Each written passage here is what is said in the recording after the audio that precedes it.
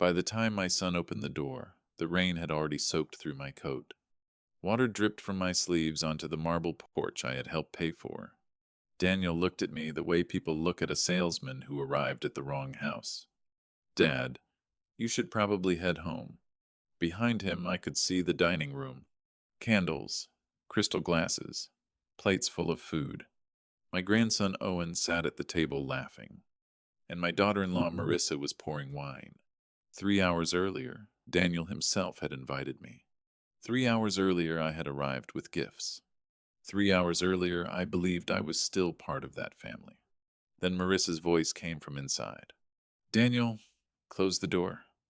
Let him wait outside if he wants. We're eating." The door stayed half open for a moment, just long enough for me to understand something. At 71 years old, after funding their house, their vacations, their credit cards, and Owen's private school, I was not a father. I was not a grandfather. I was a bank account with legs. So while they finished dessert inside that warm dining room, I stepped back into the rain, took out my phone, and made one quiet call to the bank. The kind of call that turns a peaceful dinner into a financial emergency by morning. Hope can make a grown man foolish. That Friday morning, I woke up earlier than usual, feeling something I had not felt in a long time: anticipation. My son Daniel had called the night before. "Dad, come over tomorrow evening. Owen keeps asking about you."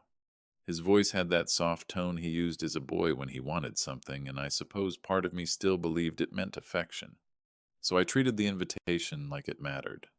I shaved carefully, pressed my blue shirt, even put on the old watch my late wife had given me 25 years ago.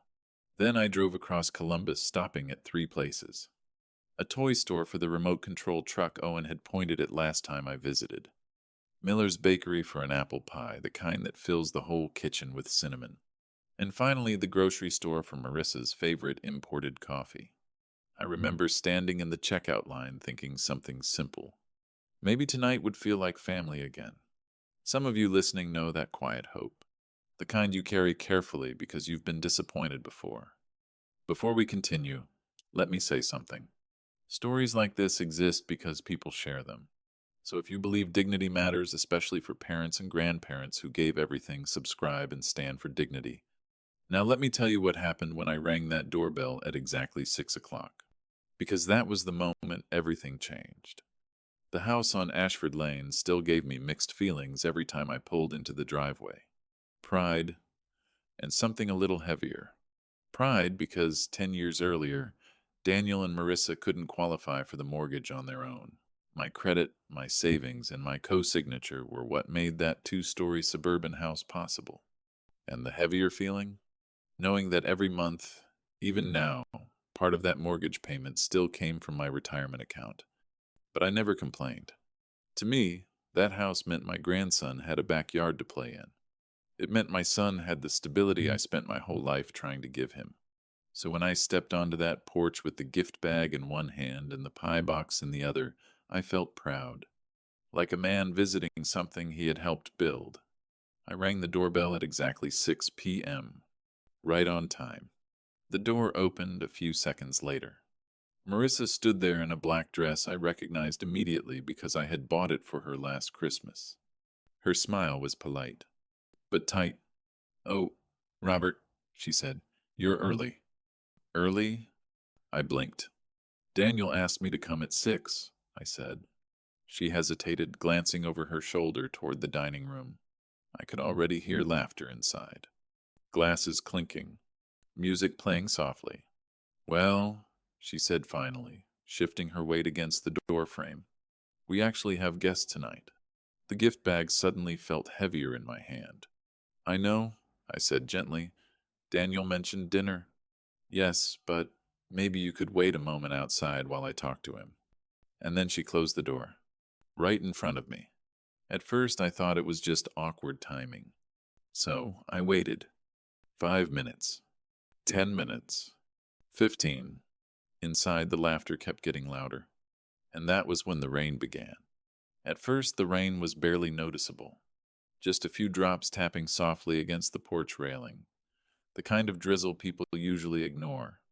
I shifted the pie box to my other hand and waited. Inside the house, someone laughed loudly. Glasses clinked. Chairs scraped against the floor. The warm smell of roasted meat drifted through the door frame. Dinner had started. Without me. I told myself not to jump to conclusions. Maybe Daniel didn't realize I was still outside. Maybe Marissa had simply forgotten to mention it.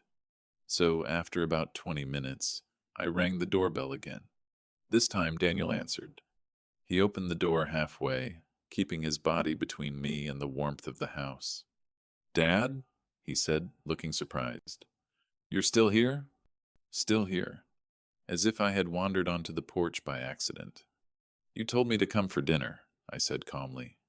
6 o'clock. Daniel rubbed the back of his neck, the way he always did when he was uncomfortable. "Yeah, about that." He glanced behind him toward the dining room. Some of Marissa's friends showed up unexpectedly. There isn't really enough food. The rain was starting to fall harder now. Cold water slid down the back of my collar. "I brought a pie," I said quietly, "and coffee."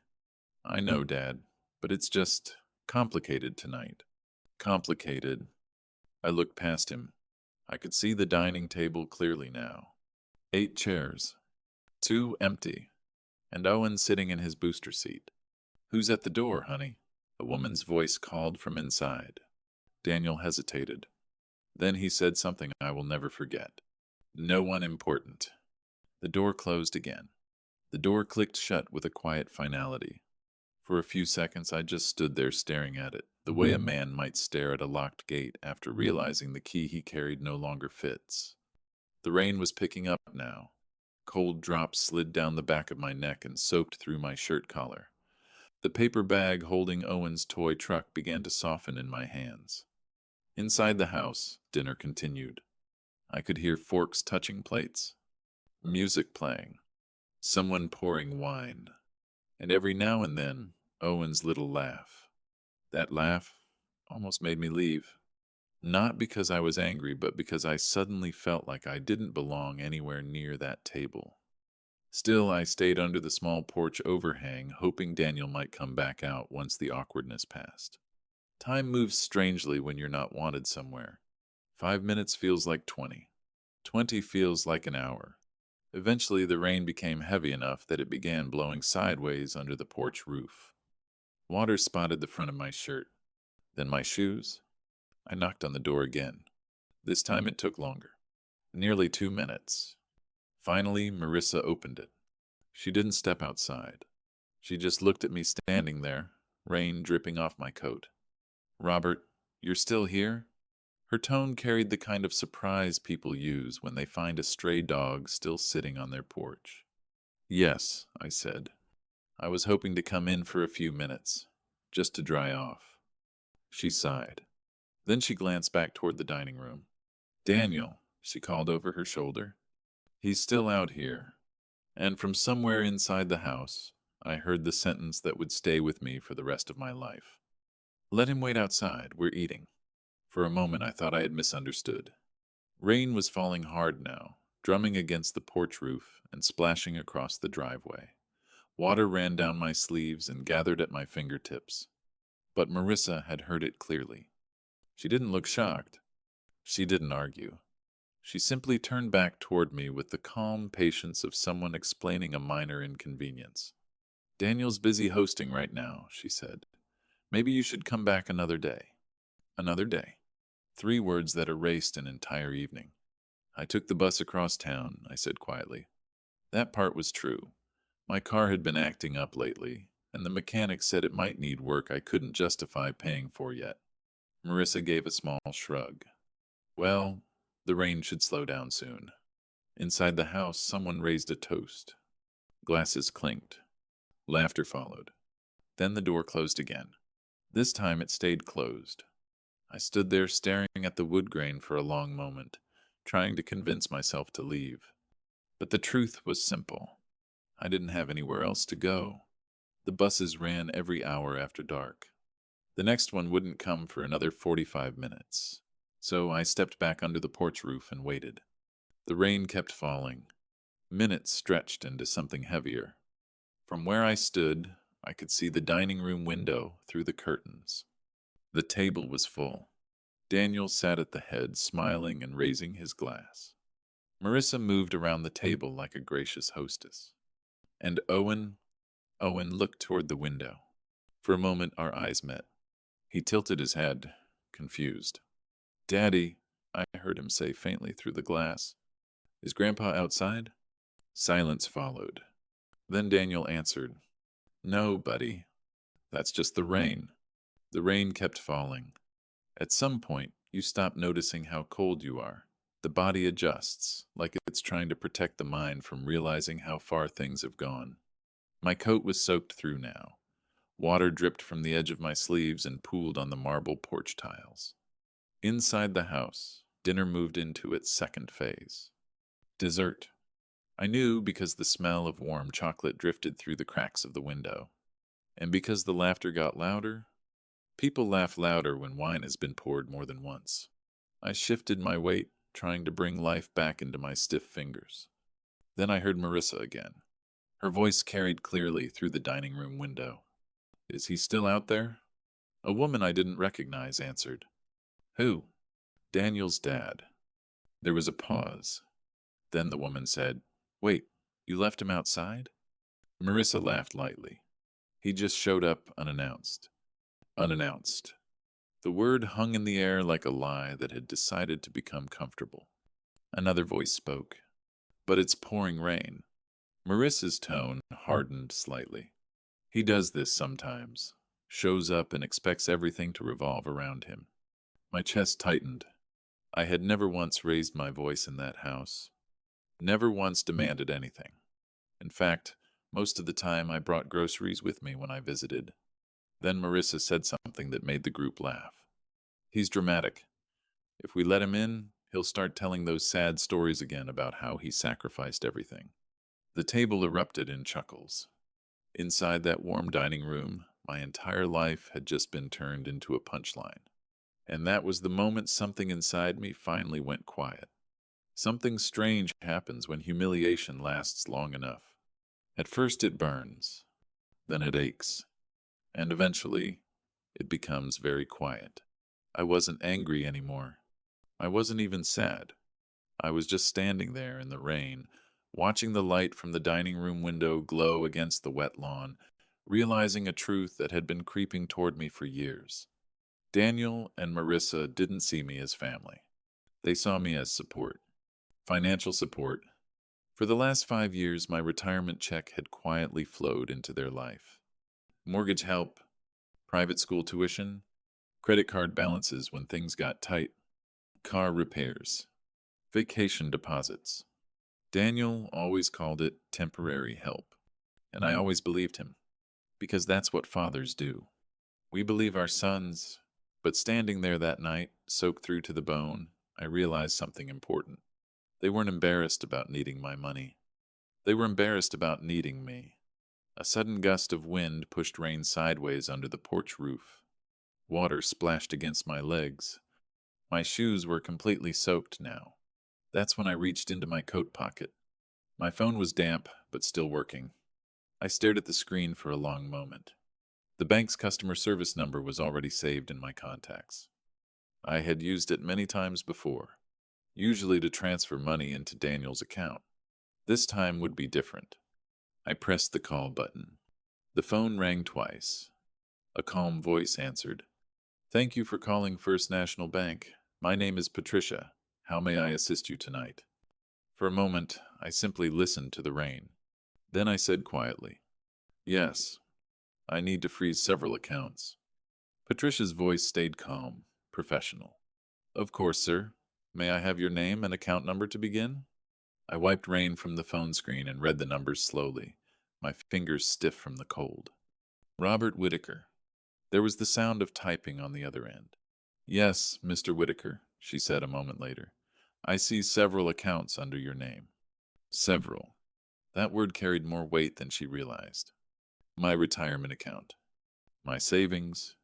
2 joint accounts Daniel had access to for household expenses. And the mortgage line where I was listed as co-signer. Patricia continued. How may I assist you with these accounts tonight?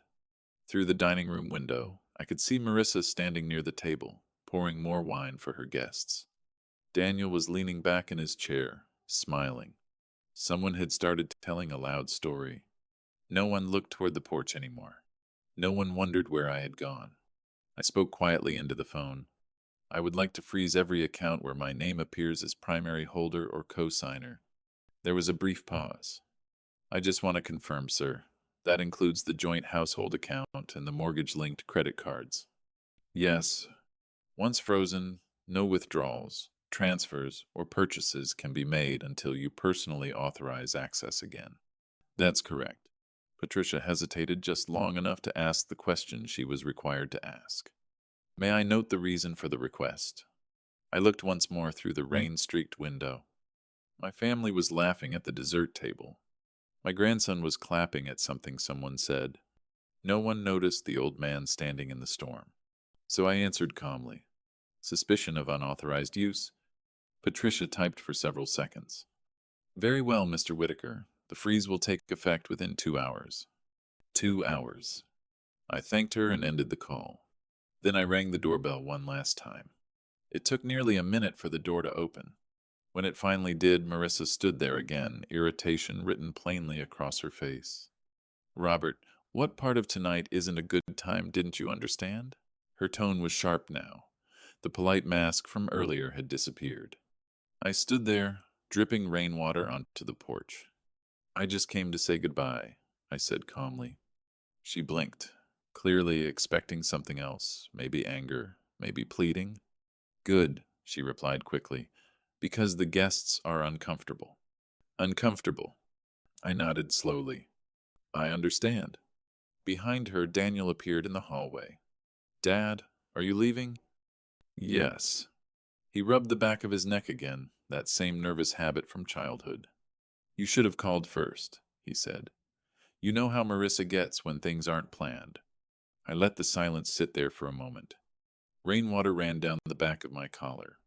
Daniel, I said finally, starting tomorrow, you'll need to handle things on your own. He frowned. What do you mean? Your expenses. Marissa gave a small laugh. Oh, please, Robert, don't be dramatic. I met her eyes calmly. For years I've been helping with the mortgage, the school tuition, the credit cards. Daniel shifted uncomfortably. Dad, I've decided it's time you both became fully responsible for your own lives. Marissa rolled her eyes. You say that every few months. No, I said gently. This time I already made the call. That got their attention. Daniel's face changed first. What call? The bank. For the first time that evening, the confidence disappeared from Marissa's expression. But she recovered quickly. You're bluffing. I gave a small smile. By morning, you'll know I wasn't. For a few seconds, neither of them spoke. Rain hammered the porch roof above us, filling the silence with a steady roar. Daniel looked confused. Marissa looked irritated. Neither of them looked worried. Not yet. Dad, Daniel said carefully, you're overreacting. Tonight just wasn't a good night. Marissa crossed her arms. And even if you did call the bank, it doesn't matter. Daniel has his own accounts. I nodded slowly. Yes, he does. Then I said something very simple. But the mortgage doesn't. Daniel's eyes narrowed. What? The mortgage line, I continued calmly. The credit cards attached to it. The joint household account where your utilities and school payments come from. Marissa's expression tightened. You wouldn't. I already did. Daniel stared at me for a long moment. You froze the accounts? Yes. The rain ran off the porch gutter in a steady waterfall beside us. Marissa let out a short laugh. You're bluffing. Banks don't just freeze accounts because someone feels dramatic. They do when the primary account holder requests it. Daniel suddenly looked less certain. How long? About 2 hours. Marissa scoffed again, but there was tension in her voice now. You're trying to scare us. I stepped back into the rain. I'm trying to give you both something you haven't had in a long time. Daniel frowned. What's that? Responsibility. Before I turned to leave, I looked at my son one last time. Tomorrow morning will be educational. Then I walked down the driveway and into the rain. For the first time in years, the weight on my shoulders felt lighter. And if you're listening to this story thinking something feels familiar, families who quietly depend on you but forget to respect you, you're not alone. Tell me where you're listening from. Because what happened the next morning changed everything. I slept better that night than I had in years. That might sound strange. After all, I had just detonated the financial structure holding my son's household together. But when you carry a weight long enough, the moment you finally set it down feels like breathing fresh air. I woke around 7 the next morning. Sunlight was coming through the kitchen window of my small apartment. The rain had passed, leaving the streets quiet and clean. I brewed coffee. Not the expensive imported brand Marissa liked, just the simple dark roast I had always preferred. Then I sat at the table and waited. The first call came at 8:14 a.m. Daniel.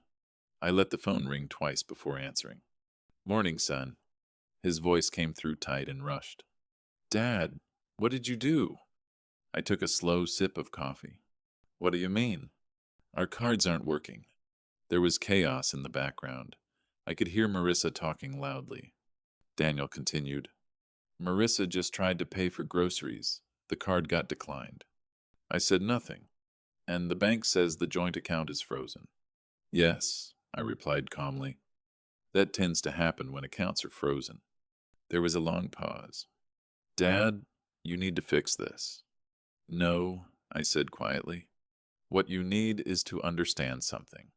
My neighbor, Mrs. Carter, was watering plants on her balcony across the courtyard. She waved. I waved back. Then I said something Daniel had probably never heard from me before. I'm not your bank anymore. Some of you listening may understand that moment. The moment when kindness stops being mistaken for weakness. And when it does, things start changing very quickly. Daniel didn't speak for a few seconds. I could hear him breathing on the other end of the phone, the way people do when they're trying to figure out whether they're angry or afraid. Dad, he said finally, you can't just cut us off like that. I leaned back in my kitchen chair. Yes, I can. We have bills, he continued. The mortgage payment comes out of that account. Owen's school tuition is due today. That sounds like something parents usually plan for, I said. Marissa's voice suddenly cut through the background. Put him on speaker. A moment later, her voice came through clearly. Robert, this little stunt has gone far enough. Stunt. I stirred my coffee slowly. I'm glad you called it that. What is that supposed to mean? It means yesterday was a stunt, too. Silence. Then she said sharply, if this is about dinner, you're being ridiculous. 3 hours in the rain, I replied calmly. Daniel spoke again, trying to regain control. Dad, just unfreeze the accounts and we'll talk about this later. No. Another pause. What do you mean, no? I mean the accounts stay frozen. Marissa laughed bitterly. You're doing this to punish us. No, I said. I'm doing this so you can learn something. And what exactly is that? She snapped. That money and respect should travel in the same direction. Daniel let out a long breath. Dad, please. For the first time in the call, he sounded less confident. Just come over so we can talk.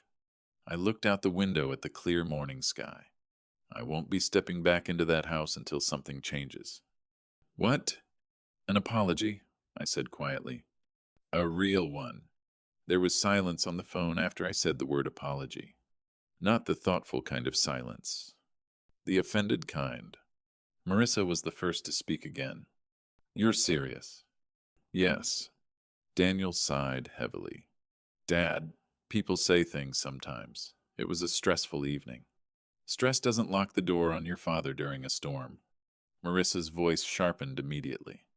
Oh, please, you were standing under a covered porch. I looked down at the kitchen table for a moment.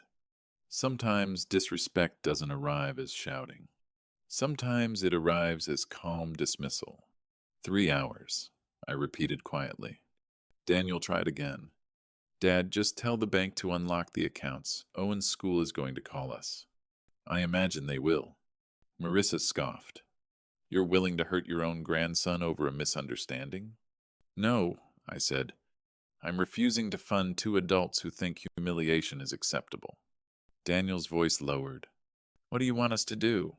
Finally, the question I had been waiting for.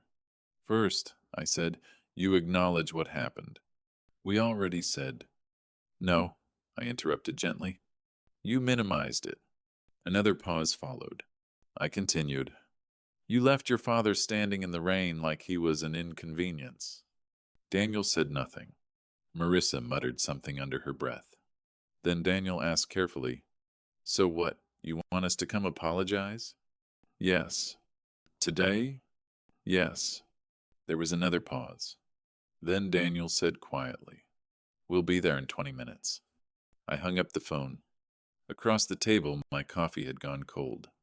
But something else had warmed for the first time in a long while. Control. Exactly 23 minutes later, there was a knock at my apartment door. Not a polite knock. A sharp one. The kind people use when they arrive already angry. When I opened the door, Daniel and Marissa were standing in the hallway. Daniel looked tired. Marissa looked furious. Neither of them looked like they had slept much. Can we come in? Daniel asked. Yes, I said. They stepped inside my small living room, the same place Daniel used to fall asleep on the couch when he visited years ago. Now he looked around like he had never really seen it before.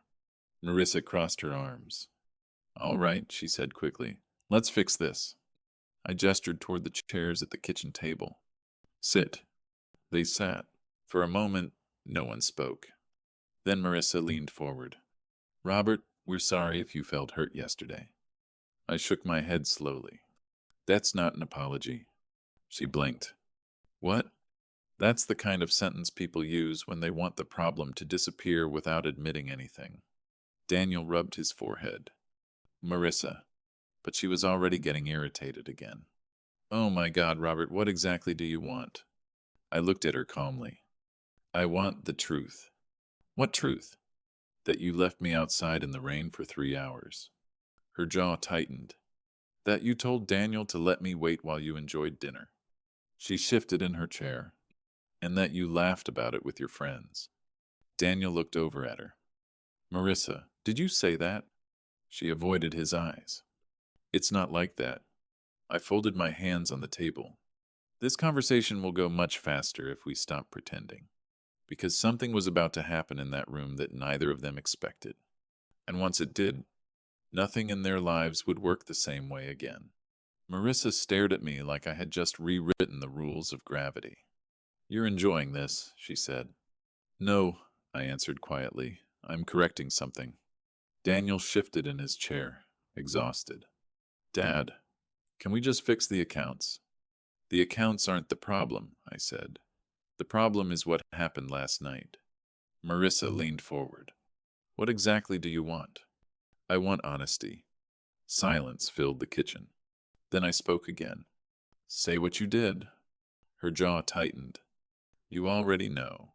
I do, but I want to hear it. Daniel looked at her carefully. Marissa. She sighed. Fine. I told Daniel not to let you in. For how long did I stand outside? Her voice lowered. 3 hours. And during those 3 hours, we kept having dinner. I nodded slowly. That was the first moment the truth entered the room. And truth changes the balance of power very quickly. Daniel leaned forward. Marissa, just apologize. She looked at him in disbelief. You're serious? Yes. For a long moment she said nothing. Then the words finally came out. I'm sorry for leaving you outside. The sentence sounded forced, like something said under pressure. I shook my head. That's not enough. Her eyes widened. What more do you want? The truth without pride. Daniel spoke softly. Marissa, please. She took a slow breath. Then she looked at me. I was embarrassed, she said. Embarrassed of what? She hesitated. Of how it looked, having you arrive while we had guests.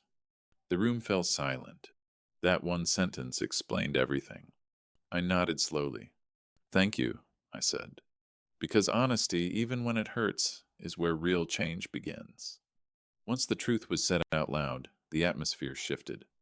Marissa sat quietly now. Daniel looked relieved. The pretending was over. I folded my hands on the table. Now we talk about the future. Daniel frowned. What about it?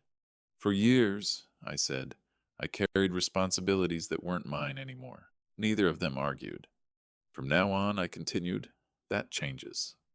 Marissa looked nervous. What does that mean? It means you run your own household. Daniel nodded slowly. That's fair. Marissa turned toward him immediately. Fair? Daniel, you know we can't maintain everything without help. Daniel met her eyes. Then we adjust. Those two words carried more weight than he realized. For the first time in years, my son sounded like a man making his own decisions. And something told me that moment mattered more than frozen bank accounts ever could. The first few weeks were difficult for them. Reality always is when it arrives. Daniel called me late one evening. Dad, I didn't realize how much you recovered. That's usually how support works, he said. It's quiet. He sighed. We're figuring things out. Arguments had started. Expenses suddenly looked different when someone had to earn them. Then one afternoon, Marissa knocked on my apartment door. Alone. She looked tired. Different. I got a job, she said when she sat down. What kind? Waitressing. The word seemed heavy in her mouth. I didn't think work would feel like this. Most people learn that early, I said gently. She nodded slowly. I understand something now. What? Respect. For the first time since that night in the rain, her voice carried me. Life settled into a new rhythm. Daniel worked harder than I had ever seen him work. Not because he had to impress anyone, but because the responsibility was finally his. Owen started attending the local public school. At first, Daniel worried, but children adapt quickly. Within weeks, Owen had new friends, soccer practice, and stories he couldn't stop telling me during Sunday dinners. My small apartment became something it had not been in years. A real home. No tension. No pretending. Just family. One evening, Daniel stayed after Owen fell asleep on the couch. He looked at me quietly. Dad, I should have stood up for you that night. I nodded. Yes, you should have. I'm sorry. This time, the apology sounded different, because it came from understanding. And understanding changes people. 6 months later, that rainy night felt like another lifetime. Daniel had grown stronger. Not richer. Stronger. Marissa was still working at the restaurant, and slowly their marriage was finding a new balance built on responsibility instead of comfort. Owen came over every Sunday. Sometimes we cooked together. Sometimes we just sat on the balcony watching the sunset. One evening he wrapped his small arms around my waist. Grandpa, he said, Dad told me you're the strongest man he knows. I smiled. Strength doesn't always look like power. Sometimes it looks like a quiet man standing in the rain, deciding he deserves respect. If this story meant something to you, subscribe and stand for dignity. And tell me something in the comments. Where are you listening from tonight? Because across the world, there are people learning the same lesson. Respect inside a family should never be optional.